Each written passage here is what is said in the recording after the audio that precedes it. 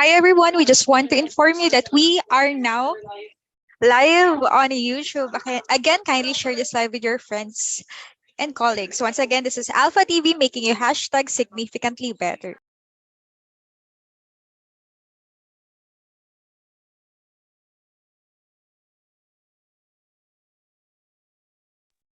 All right, so today's event is made possible with the help of our supportive and generous sponsor, of course, IXL.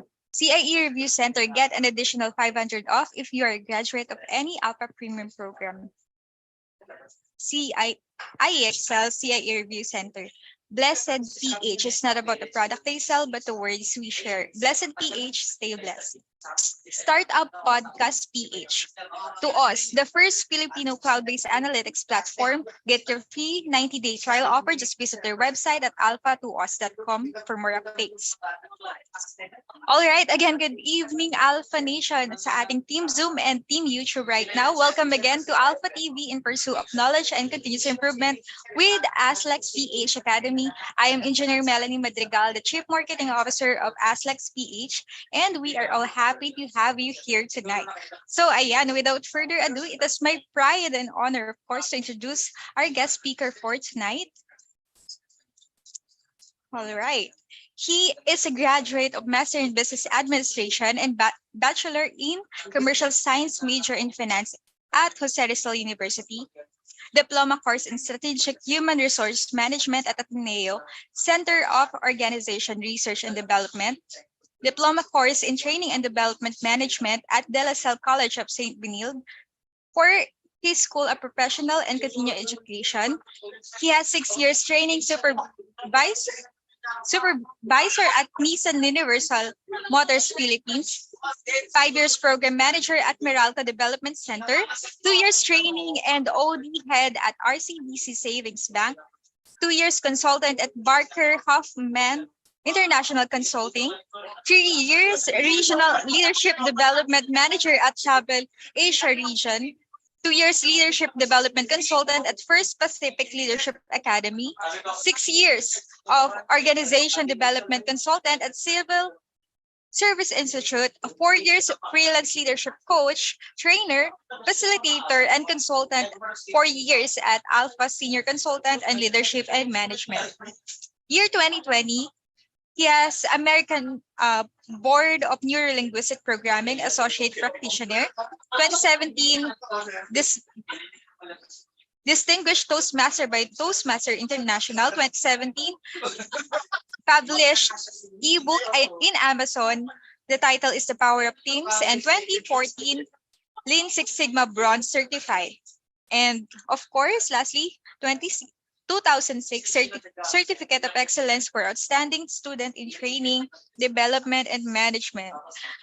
All right, if everyone, please help me welcome our guest for tonight, none other than Coach Rai Cruz for the topic Human-Centered Certified Coaching. All right, good evening, everyone. Good evening, Coach Rai.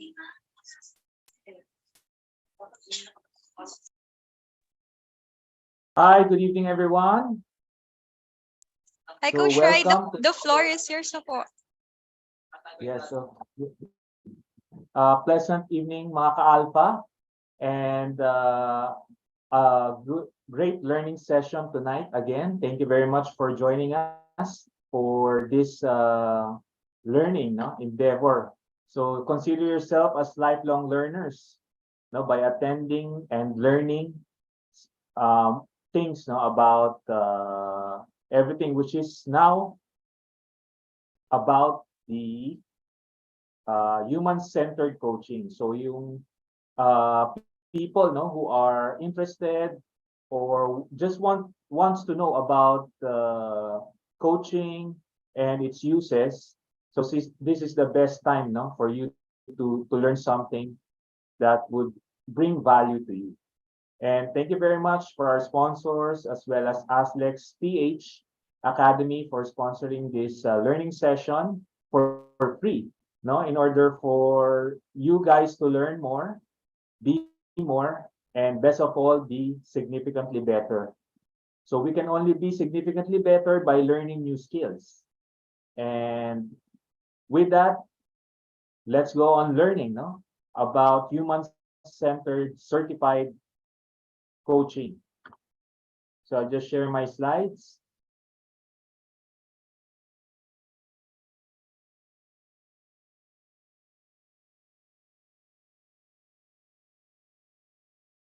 Okay, so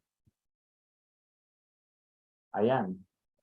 You can clearly see my slides. So welcome, no, mga ka-alpha, to human-centered coaching.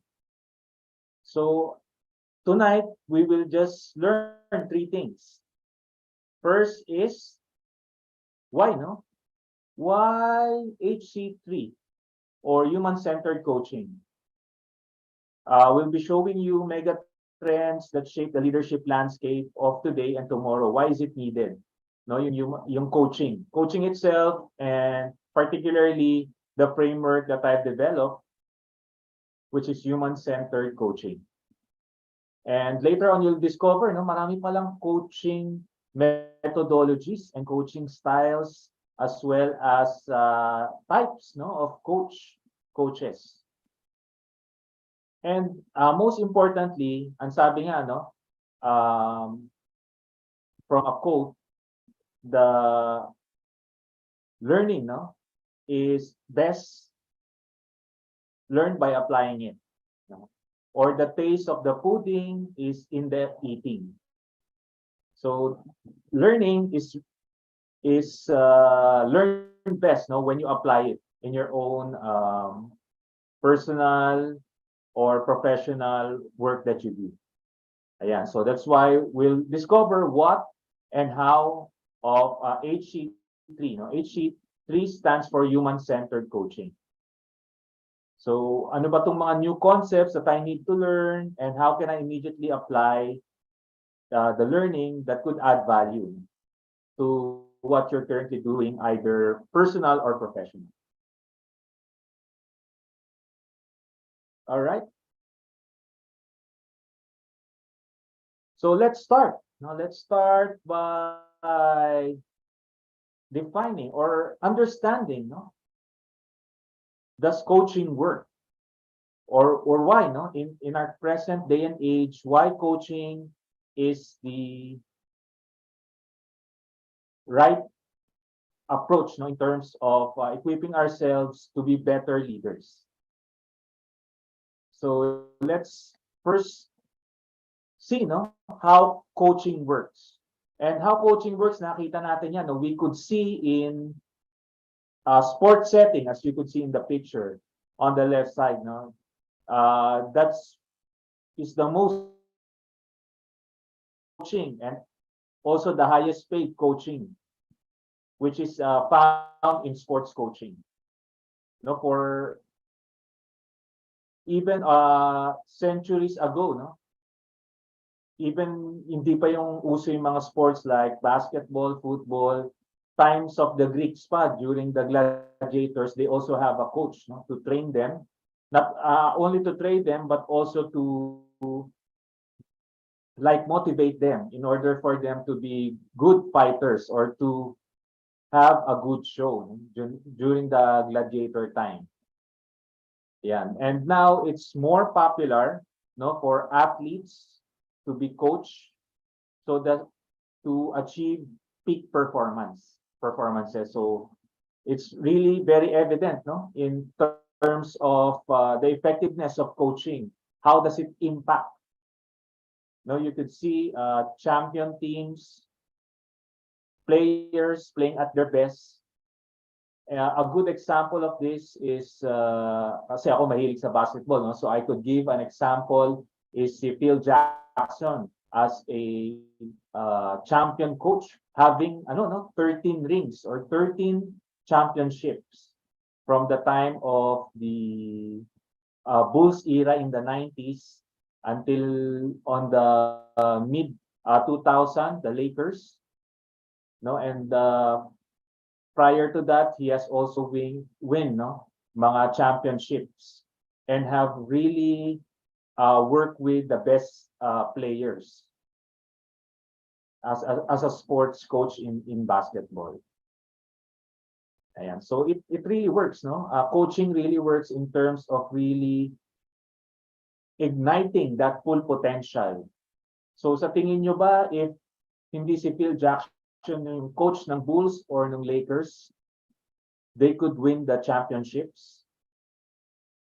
So might not, no? They may not win the championships because of the framework na ginamit no ni Coach Phil Jackson is the triangle offense, no, where he perfected it and using the great diversity of players that he has from the Bulls time to the Lakers time.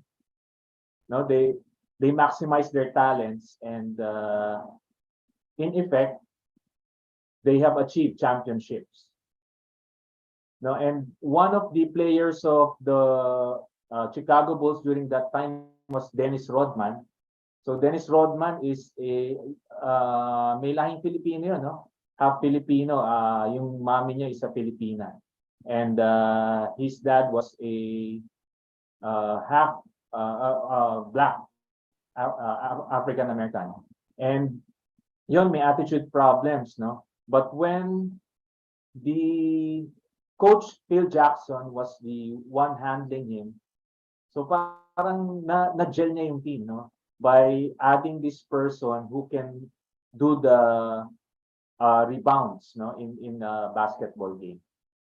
So it really works, no? Coaching really works. That's a good, concrete, and evident example that coaching really works. It's also works, no? Most especially, no, hindi lang sa sports, kasi yung sa sports coaching is more of really they have the aside from the scientific methodology, it's more of the coach bringing the expertise dun sa players. Not only the expertise but also motivating them, no? But in the workplace or professional coaching that we are more familiar with, it's more of really empowering, no? Empowering the individual or the client or the coachee in order for them to reach their full potential on their own. No? So ano ba yung role ng coach dyan? It's really about bringing in, no, the so-called discovery or aha moments for the coachee.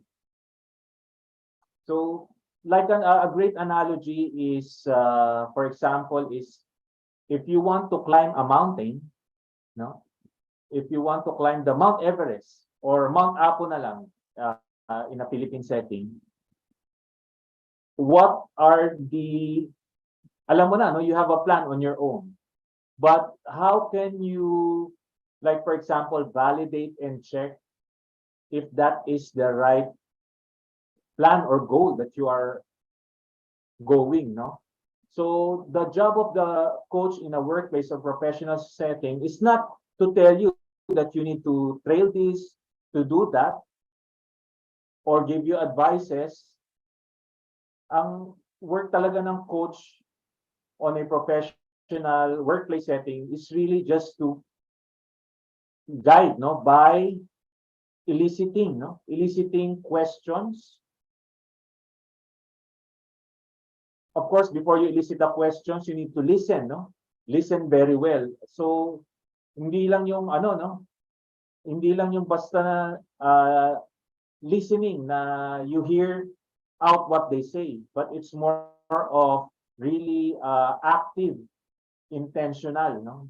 Active and intentional listening. Because from the listening, that's where you process and formulate the right questions in order for the person to realize, I didn't think of that, no? Or yun yung mga aha moments nila that, I see. So I think I need to divert. Like for example, if you're going to Mount Apo or trekking there, so I need to take route B rather than route A.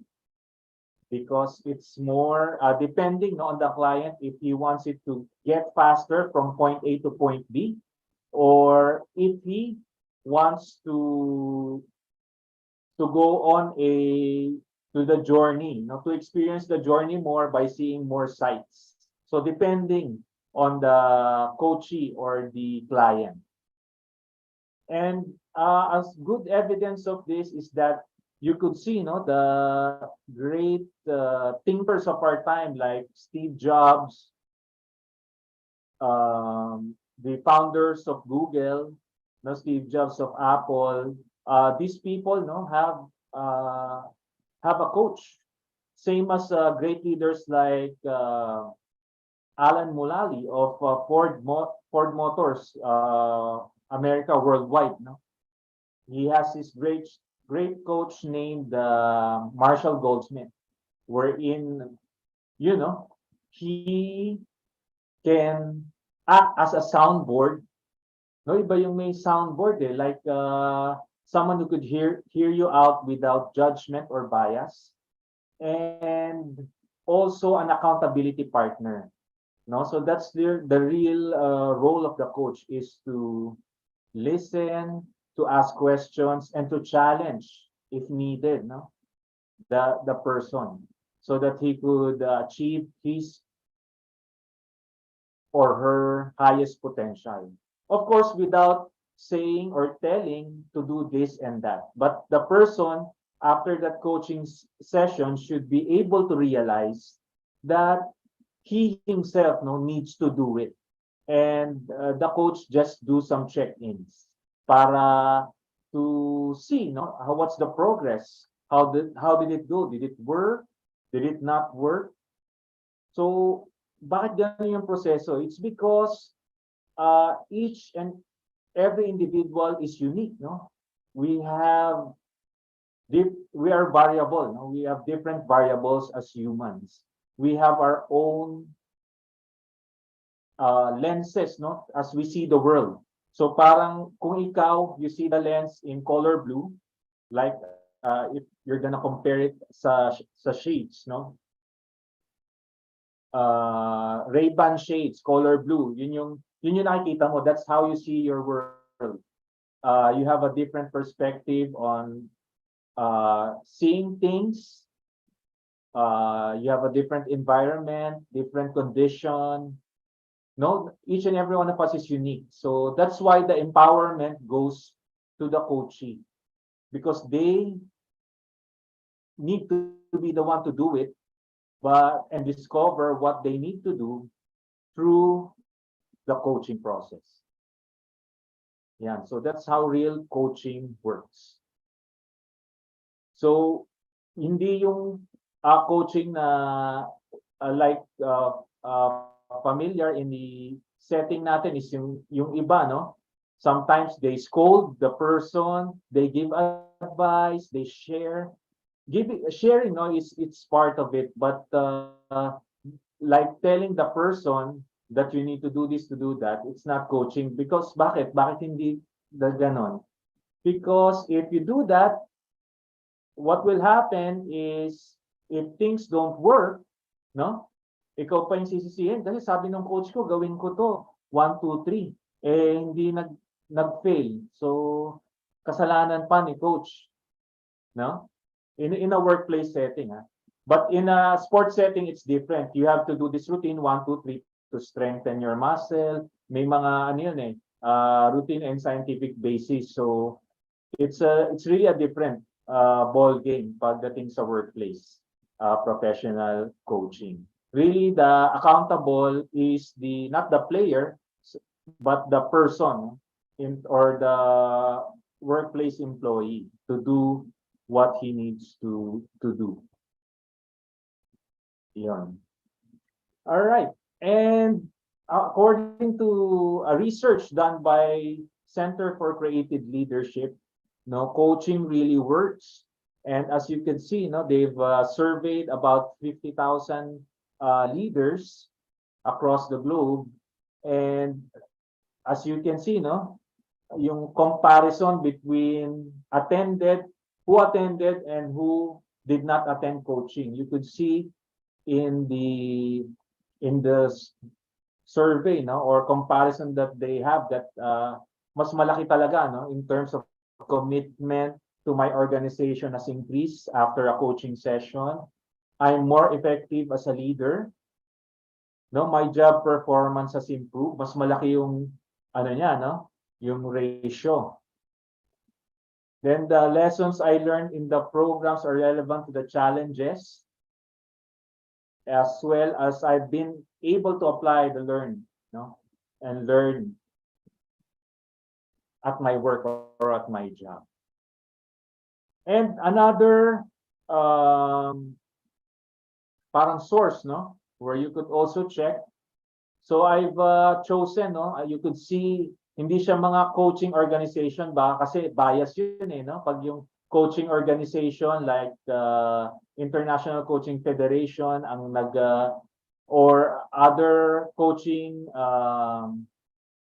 organization nag-research. So syempre may bias yun sa coaching. So I've chose different references like Center for Creative Leadership, as well as Harvard Business Review, no, where they see, no, a recent post last 2021 that we really need coaching nowadays. No? Why? Because of the first is the pandemic, the effect of the pandemic. And the effect of that is that you could see the picture below. Ayan, no? From point A to point B, very complex. No, very complex na. So leaders may not pwedeng soluhin nila, no, yung problema from point A to point B. They cannot consult their teammates. They can consult, of course, their teammates anytime, but in terms of challenging them as well as interacting to them like a body, no, that's the role of the coach. So kasi after pandemic there has been very complex, no, naging complex yung mundo natin by switching to the digital age, and now we're realizing more yung ating AI, yung AI tools such as ChatGPT, Bard by Google, and even the big search engines have already have their own integrated artificial intelligence tools, no, AI tools, where we could utilize. So, in effect of this, disrupted, no, and very complex yung thinking. So, the leader has a issue in terms of being well, someone gusto niya yung someone may makakausap siya in terms of sounding board, as well as a person who could enlighten him on things, no, on the issues that he is facing. Ang principle kasi in coaching is that we believe, no, that each and every coachee that we have, they're already capable on their own. It's just a matter of really unearthing and discovering, no, what specific issue or solution will that person, no, have within him. Kasi minsan, di ba, tayo hindi natin, hirap tayong masagot, no, kung ano yung mga things that we need to do. So we need to someone, a person or a coach to talk to, and to give it to them, you know, give to that person without bias and judgment, to not to tell us, but rather to make us realize, no, na, I see, I need to really learn this. No, I need to really focus on this. But the coach does not tell, no, na this is what you need to do. The coach just listens very well to your context, ask questions, great questions, and after asking that great questions, challenging you on what you need to do, then setting the goals, no, on what you need to do, and after that, of course, what are the things that you promise to do to change for the better? Yun. And yun nga, yung accelerating of change, no, is very fast nowadays. And that has been a issue or problem. So masyadong burnout tong mga leaders natin, no? As of now, that they tend to really be confused, overwhelmed. So they need someone, no, to talk to and to clear out these things, to vent out the things that they need to tell or they need to say, to put it out of their chest, no, to manage the emotions as well that they are undergoing because of feeling of being overwhelmed. Ayan, so why HC3 or human-centered coaching? So first we need to see, no, that there are different types of coaching. Ang dami, no? Ang daming types of coaching. Also methodologies. No, there is what we call stakeholder-centered coaching by Marshall Goldsmith. No, it's about really a 7-step process wherein you need to ano yun, to put in charge the stakeholders, no, about the person doing what he or she is doing. Yung feedback will come from the stakeholders. So, for example, I'm a leader. I have a team. Also, I have an immediate superior. I have a direct reports. No, yun nga yung team members ko. For example, I'm a team leader. I have my direct reports as team members. I have a peer colleague who has the same as my position, and I have an immediate manager or superior. So all of those are the stakeholders that you work with. Sila yung magbibigay ng feedback sa'yo or magko-coach sa'yo in a sense through the tools used, no, through the stakeholder coaching. Ayan, we also have the below, no, yung coactive coaching model. So it's more of a skill helper model. And then we have the famous, ito yung isa sa pinaka-famous framework using, no, as a coach, which is the GROW model. Now we start with a goal, then we understand what's your reality. For example, goal is to shoot or to have, in terms of playing basketball, to have 20 points per game. Reality, you're just averaging 10 to 15 points. No, options. So options would be to practice, no, daily shooting on the 3-point area with 103 points, no, 23 points on the corner, then 23 points on the center, then 23 points again on the right side corner. Yan. So practice yun yung mga options. And then way forward, what you need to do, like you will do this every day, twice a week. So yun yung sample ng GROW. And yung Oscar and Fuel, most likely, they also originated from this framework GROW, no, by yung coaching for performance. Ayan, yun yung that's where the GROW model came from. And then we have this yung International Coaching Federation, wherein they have coaching competencies. Ayan, yung foundation, which is demonstrating ethical practice. Then you have the co-creating the relationship, cultivating the learning and growth, then communicating effectively.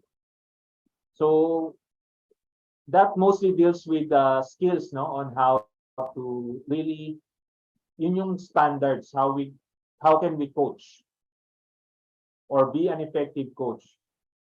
Then we also have the somatic coaching. Somatic coaching naman is more of really using the body, no, body-mind connection in a coaching session, and narrative coaching, which is being at the moment. No, how do we practice or master presence, no, while in a coaching session? And yun nga sabi ko, no, there are different types of coaching. There's life coaching, which mostly deals with personal and professional issues of an individual. So like me, no, I could coach people either if they're struggling on a personal level or in a professional level as well, dun sa workplace that they are undergoing to. Then there's also executive coaching. So executive coaching is more of coaching leaders in particular. So those middle managers and executives in an organization. Yan yung tinatawag na executive coaching. There's also financial coach, no? I think Melay, our chief marketing officer, is also a financial coach. We also have ito lang yung ano somehow typical types of coaches, but meron pa marami pang different coaches. There's our mental coach, etc. and so forth. So this one, the next is a business coach. So the one who helps business owners to, especially yung mga startups, no, to grow and achieve, no, the business goals. And we also have yan. If you're working out in a gym, or if you want to maintain your health, no, sa mga health coaches, we call them yan, yung mga health coaches. Or diet. And there's also a spiritual coach. No, wherein they inflict spirituality through meditation, through certain exercises such as yoga, no, for you to be more mindful and spiritual. And so ang dami, no? And what HC3 or human-centered coach is different from all of this. Actually, it's not different, but it's on the center of all of this. So how? Because this methodology is divided into two, the mindset and the skill set. So the mindset first, no, because everything starts with the mind. No, we need to have this mindset of putting the client or the coachee on center stage. So yun yung pinaka-importante. We revolve around the needs of the client. So if the client is on his personal level in terms of ano yung issue niya now, yun yung gusto niya ma-address, is we work on that. So yung mga pinakita natin na methodologies a while ago, they are just guides, no? We could use them as guides. So it's not applicable. No, not applicable to all coaching types or all coaching scenarios or situation. But what is applicable is you need to be centered and grounded on the client. Now, what the client needs. So yun yung kakaiba din sa framework natin, which is human-centered coaching. We put the client on center stage. We revolve around the client needs. So whether I will do somatic coaching, narrative coaching, it depends. No, whether what the client is experiencing right now. Rather than, ang problema kasi dun sa mga ibang coaching models is that we focus so much on the process, no, rather than focusing on the person, no, on what the person's situation is.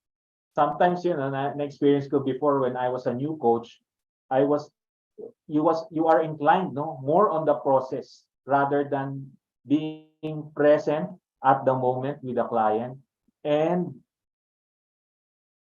really understanding, listening, and asking great questions. So in order for him or her to have that aha moment or discovery of what needs to be done. No, so sometimes we are so engrossed with the process. It's just a guide. No, it is very helpful, but it is only a guide that could help us be more scientific, no, or be more step by step in approach. But it doesn't necessarily addresses, no, depending kasi. There are many variations and variables, no. Yun yung ano that is what is tricky about being human, no. It's you don't really know, no, na kung ano yung magiging situation nung isang tao once you are in a coaching session. No, there might be nagkaroon ng accident doon sa isang coaching mo, coaching A, doon sa coaching B naman, pwedeng cool lang siya, no? Cool in a sense na chill lang siya, wala siyang problema, wala siyang masyadong iisip. Then coach or client C, pwedeng ano siya, yung personality naman niya, he's a very curious person na tanong ng tanong, no? Or meron naman si coaching D na tahimik. No, it's really no, each and everyone has different personality. No, so what the focus of human-centered coaching is really putting the client first. No, what his or her situation is, and that's where we work on. And then from there, the skill set, no, it's focusing on the interaction rather than being proactive, no, in terms of what the future, no, can bring to what the person or the coachee, the client can be in the future. So focus on the interaction, meaning it's a skill set, no? Because first, number one of the tools that is needed there is listening, no? And listening is not a natural, no? Hearing yun eh. Iba yung hearing sa listening. Hearing is when you hear something, then you process it. No? Or pumasok sa isang tenga, labas sa kabilang tenga. But listening is more of a skill in terms of yun yung mga things, no, that we didn't study, no, during our academic years in school. No? So it's really a skill. Listening is really a skill, from reading the body language, the facial expressions, yung mga paraphrasing. It's both an art and a science. And it's a skill, no, to be learned. Yung tinatawag natin na active listening, that's where we want to go as a coach, no, to see really what the person intends to. Because sometimes, no, or rather most of the times in a coaching session, people are just saying yung symptoms, no, but not the root cause. So that's why we need to listen very well and ask questions, no, in order to dig deeper. Ano talaga yung root cause ng issue niya? So that in order for you not to resolve it, for him to resolve it, but from your insightful reflection of asking questions, of sharing certain experiences, or sharing an analogy or metaphors, the coachee could understand that, I see. Now, it's clear that I need to do this. 1, 2, 3. Na it came from the coachee or the client and not you as a coach. Ayan. So, what is HC3 or human-centered coaching? Well, yun nga, as I've said, it's a coaching process that is composed of two things. Mindset, the coaching is putting the client on the center stage. So it revolves around the client needs and requirements, giving them the priority areas where you need to focus on as a coach. And second, it's a skill set of during the interaction or coaching session, you have those skills, no, for them to be engaged. And to be engaged, you need to have that active listening, asking great questions, and following up, no, what needs to be follow up, as well as understanding what the root cause of the problem or issue he or she is undergoing with. Then the next stage would be exploring, no? Exploring the possibilities by focusing on the future, by being present, no? Yung mastering the presence during a coaching session, as well as use of metaphors and certain assessments so that the person would check and understand and know what the reality is or what options he or she may have. Then goes to the energy. The energy is equivalent to emotions. No? Emotions, no, that drives us. And emotions are really a powerful tool to utilize. No? If we could only understand this emotion and redirect it for us to be more motivated. And from there comes the enlightenment. We come to that aha moment or discovery moment, no, wherein we see, so yun pala, I get it. No? Now I understand na ito yung kailangan kong gawin. Because if that happens, the accountability and the solution came from the coach or client itself and not dictated or directed to him or her. And most likely, if he has that accountability, most likely that will happen. No, kasi it came from the person itself. And yun nga, no, the only, if you want to change, you cannot really change a person. Only he or she has the capability to change him or herself. You could just influence, no? But the ultimate measure or ultimate change could only happen to the person itself, diba? Like for example, if me, I want to have a great body, you will not do push-ups for me, no? I will be the one to do the push-ups, the weightlifting, in order for me to have a great body. No? So that's the power of coaching belief, to be enlightened. And at the center of it, yun nga, having this empathy or compassion leadership, wherein you need to really attune yourself to the coach or client situation or needs. And this is anchored into the three great principles. First is positive psychology. No, it's an approach, no, on psychology. Kasi before, ang pag sinabing psychology, it's more of really mental illness. It's more of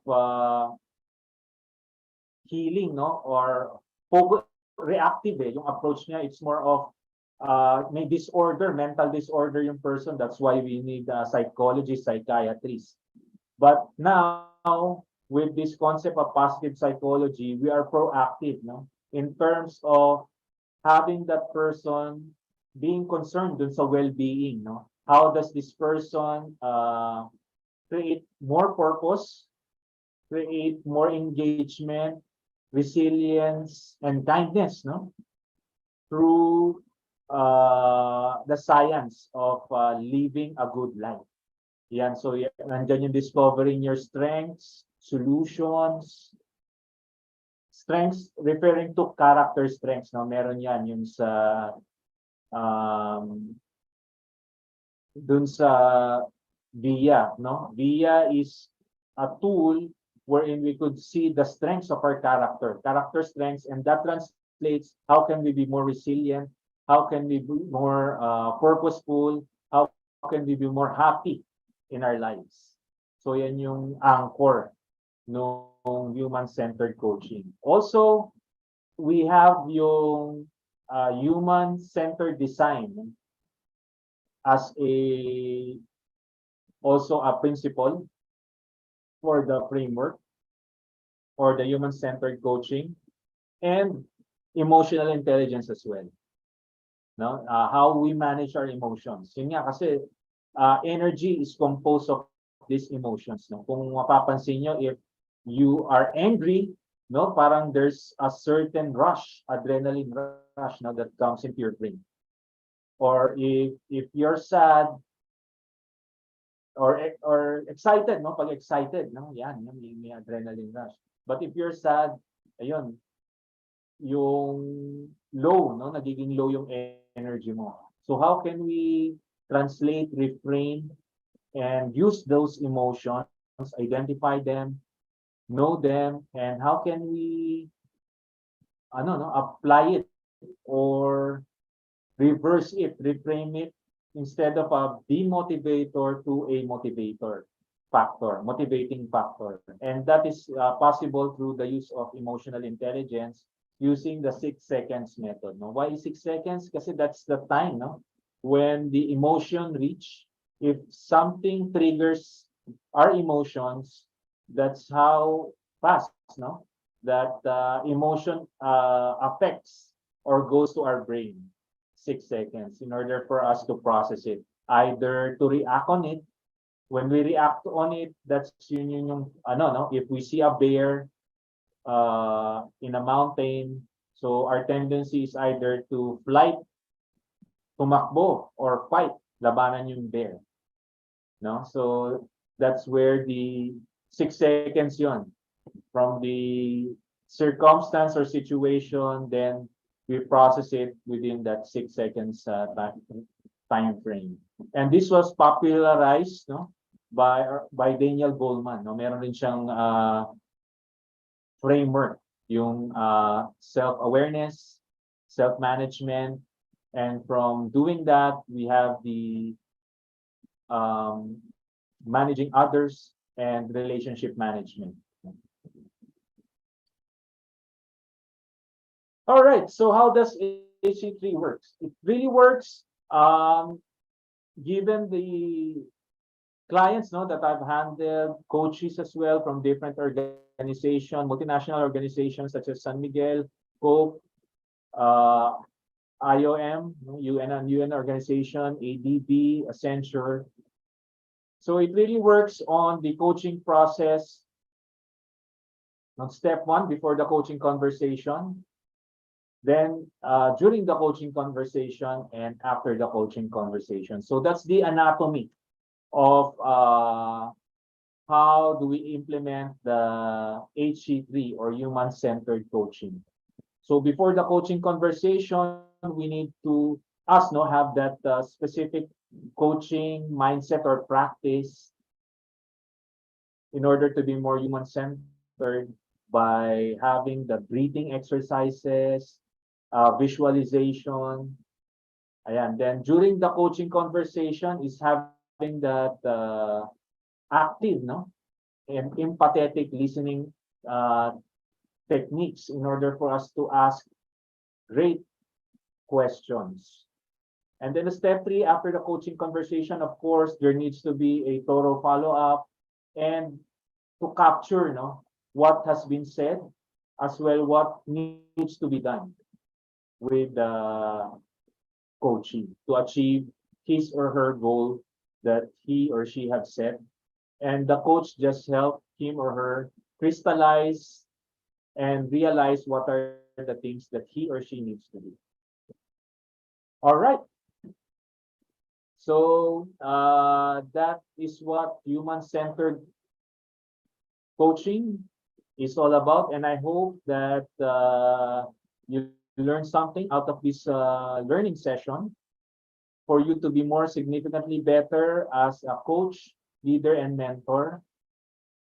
No, because the concepts and principles we're sharing here is not only applicable, no, for coaches, but also you can apply it, no, as if you're a parent, no, coaching your children, or if you're as children or a son or a daughter having a difficult relationship with your parents or siblings could be also applicable in your love life. If you have issues with your girlfriend and boyfriend, husband and wife, so you could use these principles in order for you to live a flourishing and happy life. That's the ultimate goal, no, of I think anything that you learn is for you to apply it and to achieve uh, happiness in whatever you do. All right. So that concludes my presentation or learning session for tonight. So, ayan, back to you, our host. Stop share ko na. All right. Thank you so much, Coach Rai, for that very informative talaga at detailed presentation lagi pag si Coach Rai, no? So let me just share my screen. Ayan. Everyone, our Q&A part for Alpha TV is officially here now. So make sure you can make the most out of it since Coach Rai is here and he's lending his his precious time for us. And Coach Rai, wait natin baka may question ng ating participants right now. I guess I have one question here. Wait. Yan, Coach Rai, what are the difference between the traits of a coach and a leader? A coach and a healer. Tama ba? Leader po, leader. Leader. Well, a coach is coach and a leader, no? A leader is someone who is you're a leader if someone follows you. If you influence people, then you're a leader. Then a coach naman is like you're a guide for people on their journey either to their professional or personal lives to be more effective on those aspects. Yun. So yun yung difference. So if you're a leader, someone should follow you. Yun yung pinaka number one premise, no? Because if you don't have a follower, you're not a leader, diba? Or you can just lead yourself, but leader per se, you're not an effective leader because you only lead yourself. So that leading yourself extends to other people. No, people should follow you. Yung coach naman yun nga, it's more of really a guide and or a helper for you to have a better professional and personal life in goals that you want to achieve. Yeah. Ayan. So I hope I Everyone, answered that question. Yeah. I guess na-answer naman po, very clear naman po yun, Coach Rai. So ayan guys, Alright. again, you may type in your question in the comment section on YouTube and here on Zoom. So ayan, I will read them for you guys. And while we're waiting for the question to pop in, you may also raise your hand on the lower part of the screen. Ayan. Pindutin nyo lang yung raise hand dyan if you want to speak and ask very question. insightful.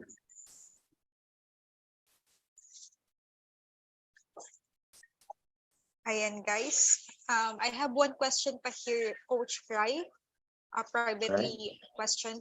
So ayan, can you share an example of how you have applied human-centered coaching principles to help a client or to help a client achieve their goals?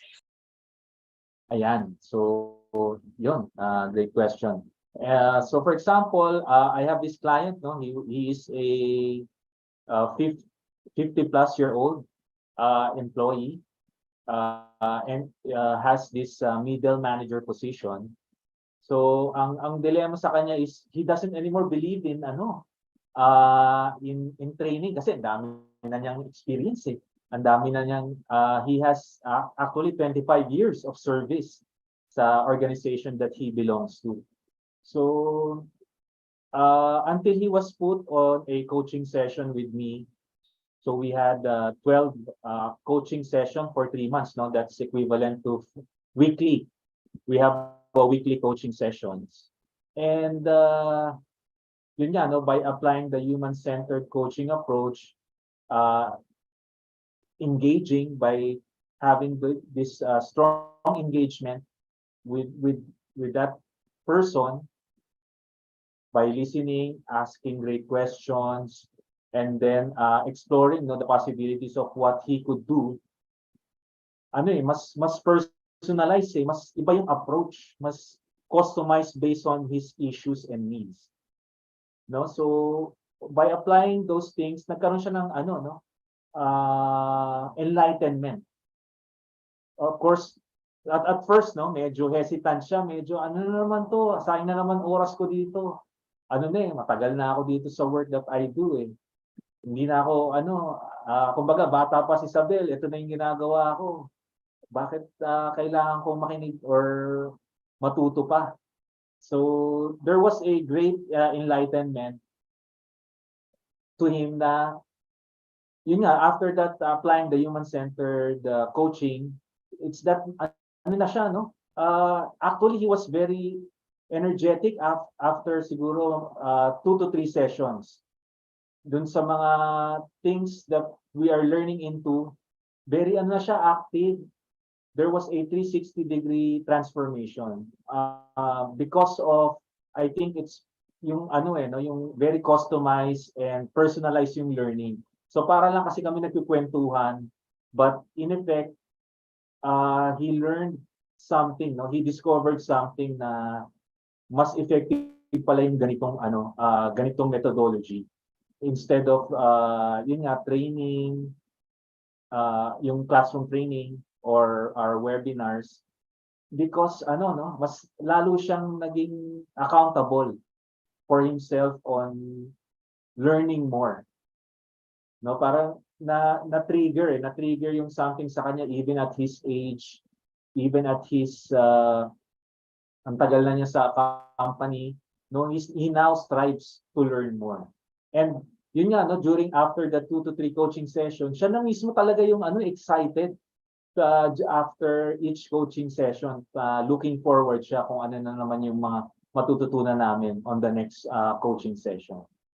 And siguro one trigger then is because of yung empathy, no, na build yung trust and yung ano, yung relationship namin na as a coach and coachee for him to be better and learn more about things. So now, yun, he is achieving or his targets na after 3 months of coaching, and then he's very open na to learning, and especially yung paggamit ng mga digital tools, no, sa office kasi yun nga ang ano no, ang direction is for them to be digitally equipped. So I'm happy and glad that I somehow made a difference to his life, no, either personal and professional, more so dun sa professional kasi work related mostly yung concern. So that's a good example of that human-centered coaching. Thank you so much for that nice answer, Coach Rai. So I think I have one last question here kasi as much as we want to cater all the questions, and we have limited time lang. So ito yung last question for now. How do you adapt, Coach Rai, your coaching style to accommodate different personalities, backgrounds, and individual needs? Yun, thank you for that question. Yun nga, no, that's why it's called human-centered. You really adapt yourself to the situation of the client needs and requirements. So rather than focusing dun sa frameworks, yung maraming framework, no, that I've shown you, we focus on the moment, on the now, no, on what the current issues and concern of the client. So how do we do that? We first, of course, have that coaching mindset, no, before the coaching session, We do mindfulness exercises like breathing, like um, reflections, no, on what the recent coaching session has. So it's first preparation din talaga. It entails preparation for you be having that clear mind. Kasi ang mahirap sometimes, no, during a coaching session, we tend to judge eh. We tend to be biased, no, on the things na ito hindi naman sabi lang niya ganito pero hindi naman niya gagawin, no. So yun yung challenge and difficult, no. So we need to manage that within ourselves. We need to be authentic na we're not judging or we're not giving in into our biases, but rather what the coach is telling. And that is possible by being mindful, being present now, by erasing no yung mga being judgmental and having that bias. So that's one practice. Another practice is yun nga no preparation and then also follow up, no, follow up in terms of having that template ready to capture, no, the most important points that you have discussed during a coaching session. And that is possible only through yun nga, you've listened very well, you've asked great questions, and after that is letting the person talk also. So yun nga, in the power of pause din, no? So minsan kasi as sometimes we see ourselves as subject matter experts, but as a coach, no, you're there to as a human-centered coach, you're there to really listen what the client has to or is undergoing to. Yeah. So yung three things na yun. Alright. So, bawal po ang judgmental. Tapos, listen very Oo, well. bawal And ang of course, yeah, tama. And let the person talk also, syempre. So, Yes, ayan guys, oo. thank you so much, Coach Rai. I think, ayan, a reminder lang, everyone, yung evaluation form natin will be posted later in the comment section and also on the YouTube. So now I think we're near on the last part of our event. So yeah, guys, this is the time you may say things to our very own Coach Rai for tonight. So just type it on the chat box below. So Ayan, Coach ang Rai, dami. may we know po where we can connect with you on LinkedIn po ba? Ganyan. Yes, LinkedIn, you could just search me, Coach Rai Cruz. So also on Facebook if you want to. So yan, so you could learn also dun sa mga posts that I'm like life lessons weekly on a weekend and yung mga experiences that I'm undergoing with clients, I'm also sharing their mga coaching techniques then.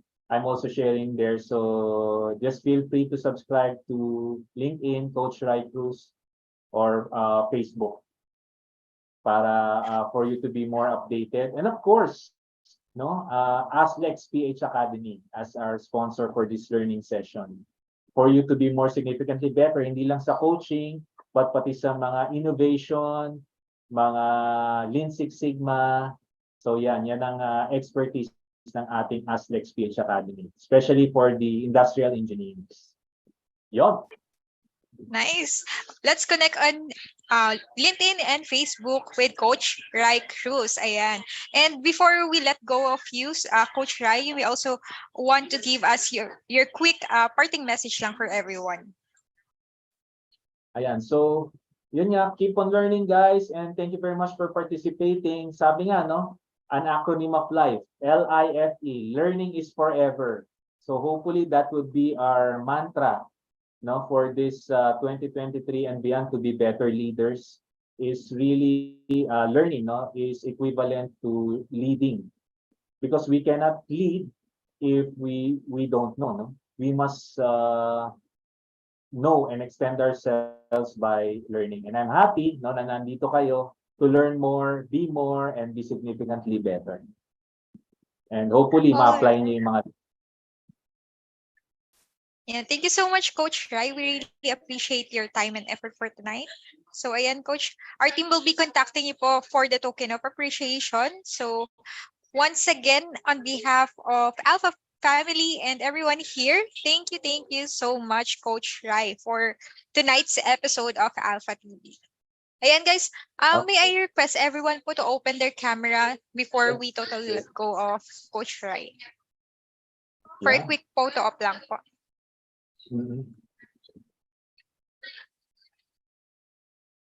Ayan, baka pwede na Wait, i-stop share. stop share muna ako. Ayan. Nakapag-open na. Parang Ayan. ano natin yung ating beautiful and handsome participants. Yes. Ayan. Don't be shy, guys. Open na yung camera.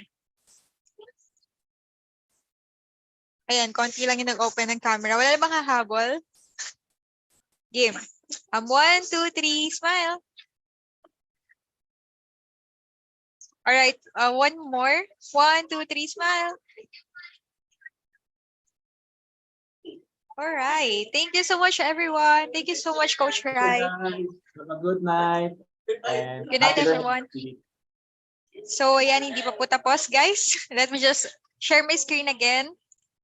So, ayan, for a quick, promotion of ASLEX PH courses. So, again pala, today's event is made possible with the help of our sponsors, IXL, Blessed to Us, and Startup Podcast PH. So you may also follow us on Facebook, Instagram, LinkedIn, Twitter, and YouTube at aslexph.com. And also you may search www.aslexph.com for other courses that we offer. So for the online courses, we have the Yellow Belt Certification Program. So you may join our next run on July 22, 23, 29, and 30. That's Saturday and Sunday, 10 a.m. to 3 p.m. for only 5,000 for professionals and 3,000 for students. And also, we have our self-paced version of Lean Six Sigma Yellow Belt Certification. So the difference between self-paced and the public run, yung nakita nyo kanina. So self-paced is, you can finish this course anytime, anywhere you want. While ito namang public run is, meron siyang specific online coaching every Saturday and Sunday. All right, and then the Project Management Fundamental Certification, you may join the next run on July 29, that's 8 a.m. to 12 noon. Saturday for only 2,490 for professionals and students. And the Green Belt Certification Program, you may join the next run on August 5 until September 3, Saturday and Sunday, 1 p.m. to 5 p.m. Of course, the self-paced version of Green Belt and then the Black Belt Certification Program for only 75,000 pesos. And Kaizen Professional or Alpha CKP for only 5,000, and Data Engineer Online Certification for only 25,000. And of course, a special announcement from ASLEX PH. So we have launched the Alpha Indonesia. This is in partnership with Itka Monica. This is the pre-certification Lean Six Sigma White Belt certification. So the target participants is students, of course, and professional.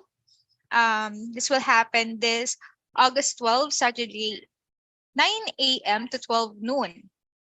And then everyone can join. So meron pang free webinars. So tatlong topic, meron tayong continuous improvement in the next normal.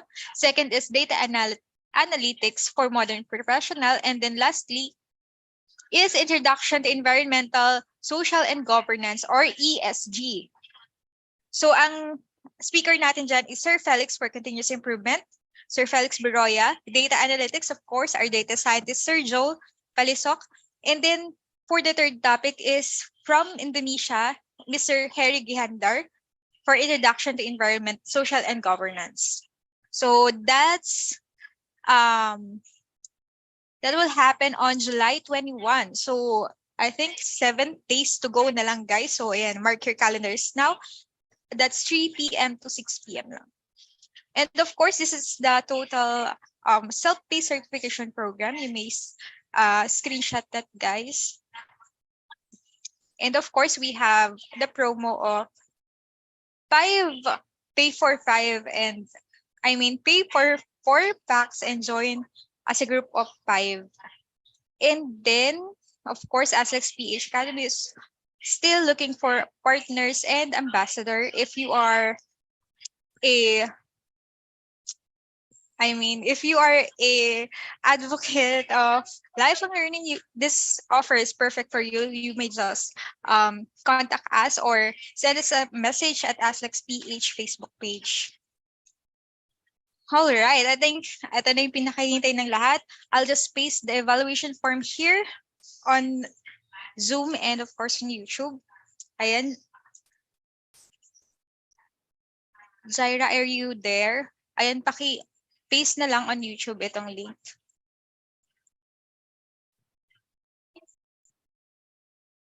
Ayan.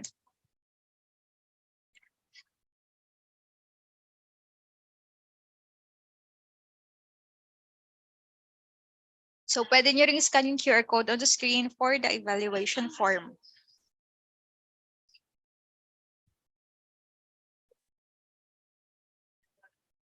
And guys, again, follow us on all our social media accounts to keep you updated of our future announcement. So, ayan, just search Aslex PH Academy.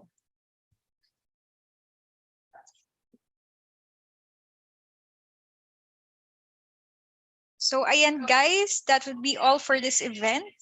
I hope na-capture nyo na yung ating evaluation form. So fill out the attendance link form in the link. Only those with attendance details will be given an e-certificate and attendance link will close after 30 minutes. So ayan, be sure na meron po kayong Zoom details na pinilapan earlier para makapag-acquire ng e-certificate.